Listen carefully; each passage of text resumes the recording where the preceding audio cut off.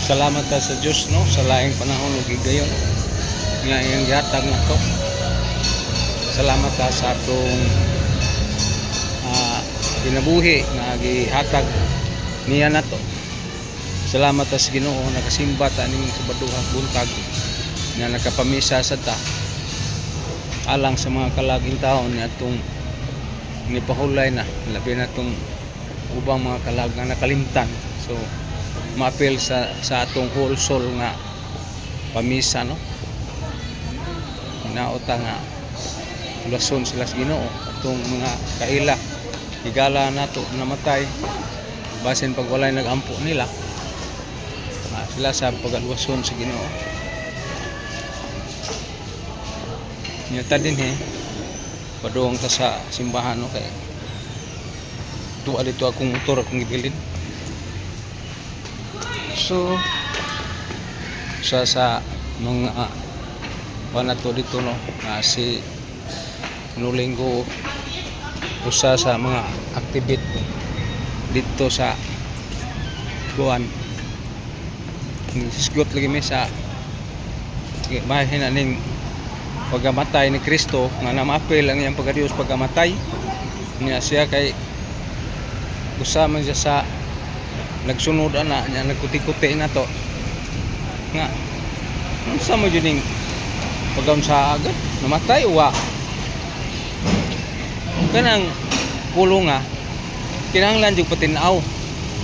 So ato siyang patinawan nga namatay si Kristo sa iyang lawas para sa iyang pagkadiyos wa mamatay kay kinsa may ubanhaw niya o mamatay ang iyang pagkadiyos. So ang ubanhaw niya mao ang Dios. Kung mamatay apil ang Dios niya unsa ang pagkabanhaw? Usa na sa itong mga tikanganan o sukaranan nining mga pangutana nga atong nasugatan mga kaigsuon nga nagkinahanglan sa katinawan ba nga atong ipatinaw siya nga kanang gisulti ni sa unang Santo Papa San Pedro nga mabasa na to dahil sa 1 Pedro 3:18-19 nga ang namatay ang iyang pagkatao ang iyang pagka-Diyos di mamatay kay Diyos God yun sa may mubanhaw niya o mamatay ang Diyos pananglitan yan sa masang kamakabat basa sa Biblia nga ang Diyos na banhaw ang tao ra nga banhaw nga mao nang gibuy-an sa Ginoong nagpagkatao the second person mo na siya ang gipasabot si Kristo ba kinaaman na sa 1 Juan 1:1 ngadto 3 nya 1 Juan San Juan 1 nya 14 nga ang Dios nahimong unod nagpakatao ba so mo na gipasabot. So dili siya maunsa kaysa fundamentals sa Council of Trent page 52 die Christ kalabang inferred why pagkausap ni pagkabalhin niya nga matay na usap kay namatay. So dili na mo itukma og sigurado nga panghunahuna nila dili gid mao ba kaya ang Diyos mamatay literally patay tanan Amahan, Anak, Espiritu Santo patay kaya one God man 3 person. So manang agid na mo na may ilang sinultihan nga misinati ko, no, hindi masinati ang Diyos kamatayon oy Diyos God eternal way sinugdanan ug way katapusan nya exist. Oh laban daghanas Biblia mabasa nga ang Dios way kamatayon buhi sa kanunay San Juan 6:57 ang Dios buhi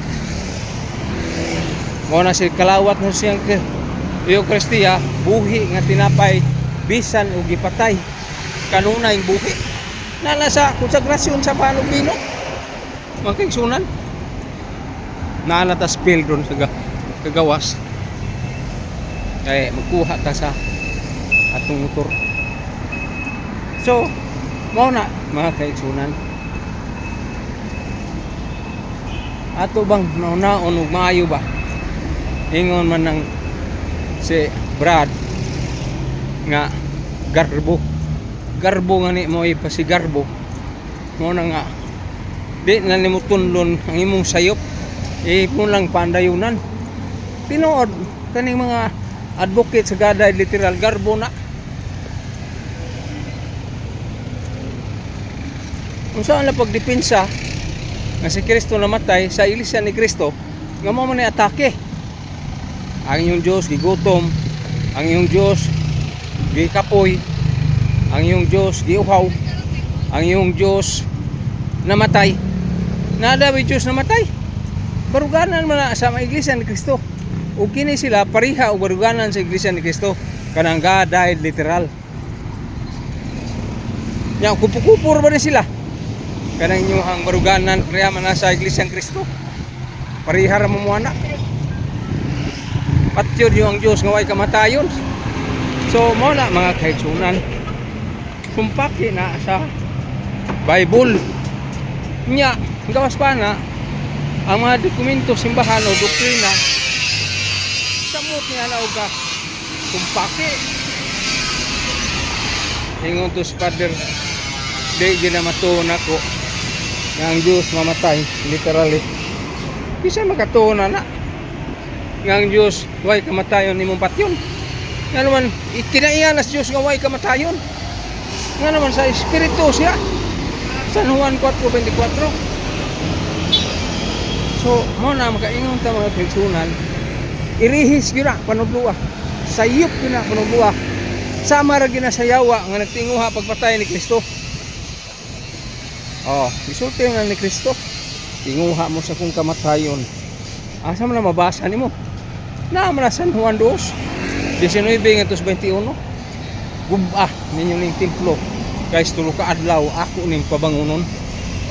Mao na sana sa mga statement nga angay natong pamalandungon niadtong pagpatinaw ni Brad ganiha ako sing gipatinawan. So mao gina mga kaigsunan,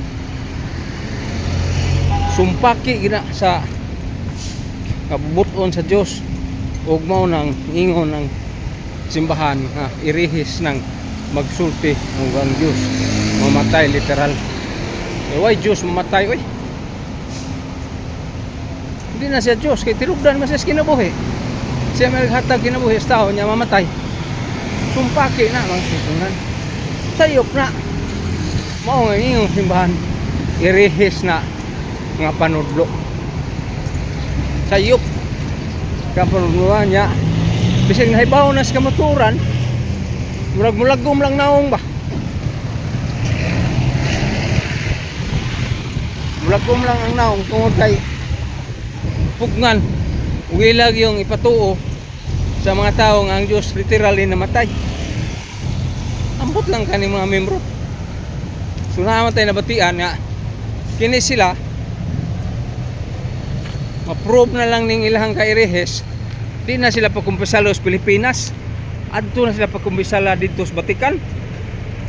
Pagka magkaluluoy naman hinuon aning mga tawhana di ay. Kairihis gud sayop gud.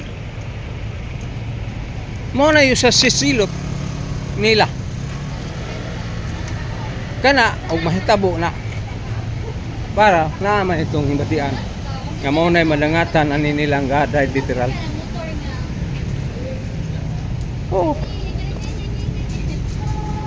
Nagka sumpaki panudlo sa Iglesia Katolika og sayop kay mga pare di mamusugot ang gaday literal na ba Diyos matay. So sana sa mayon natong punga nga di yung madawat o matuon kining mga panudlo sa sayop mga kaigsunan. So mo na mga kaigsunan, di man kay si Martin Luther ang irehes kadto des Nestorios Arios mga pare obispo man to sila Martin Luther nga obispo man og laghan pa ug ang panguligyan na ang yawa kay ang yawa ra mo tinguhang mamatay si Kristo. Basa nimo sa Biblia oy, gitintal si Kristo sa yawa nya gamit og Biblia na Mateo 4 nga to sa 11 mga kaigsunan. Klaro na ang mga sayop nila nga gisulti. So mao na mga kaigsunan, naanag akong motor kunang kuhaon. So hinaot lang ta nga ato ning sundan kay murag nanay plano nga sila di na dawaton din sa Pilipinas mungumpisal adto na sa Batikan tungod anang mga isyuha. Kay dako man ang sala ug kalapasan man gyud nimo mga kaigsunan kanang gaday literal mga kaigsunan. So mo na ang atong dugang pagtimpla ani mga kaigsunan. So nahinauta nga matinuod na ni nga mga isyuha ug silang mga membro ani matiwalag sa simbahan or maiskumulgar sa ilang sayop nga gibuhat. Salamat sa inyong pagsunod dinhi sa atong YouTube channel.